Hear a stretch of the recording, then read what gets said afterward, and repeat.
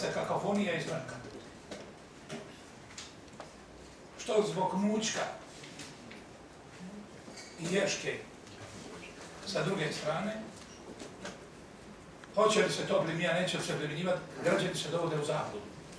A moja poruka mojim dragim Zagrepčankama i Zagrepčanima, da se okanu đerava posla i da ovaj princip socijalne pravednosti 60% će plaća niže, samo 3% najveću cijenu i 15% isto, a to je 75%, 3 vrtalja ljudi će plaćati isto ili manje. Skupe papire za sve subvencije koje su u programu mjera s proračunom usvojene. Do konca travnja za prevoz i ovo sve ostalo.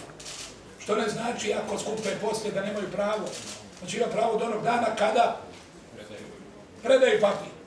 A kad će oni predati papir? Pa njihova je stvar to, ali bolje je da prije će konzumirati svoje pravo. Jer oni koji ne misle da imaju pravo, ni tako ne predaju ništa. Ali oni koji imaju pravo za bilo koji beneficiju ili subvenciju, onog momenta kad predaju tog momenta će konzumirati to svoje pravo. To znači što se tiče ovih. Što se tiče vrtića,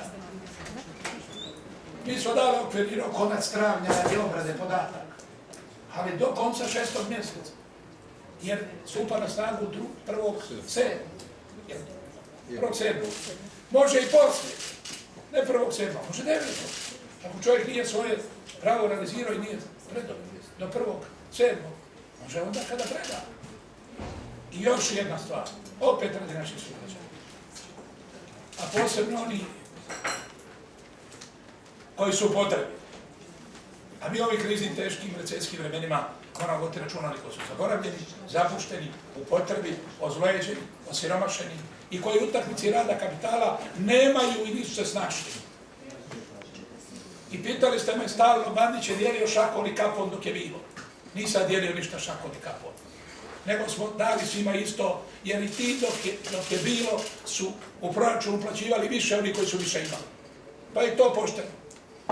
Ali sada kada nema ili ima manje, onda oni koji su se u međuvremenu na izvjestan način snašli ili obogatili, pa red je da daju više na uštrb onih koji su ostali van crte. A to je ime Boga, u ime pameti, u ime morala, u ime etike. I pozivam sugrađane da prikupe svoje papire i realiziraju svoje pravo.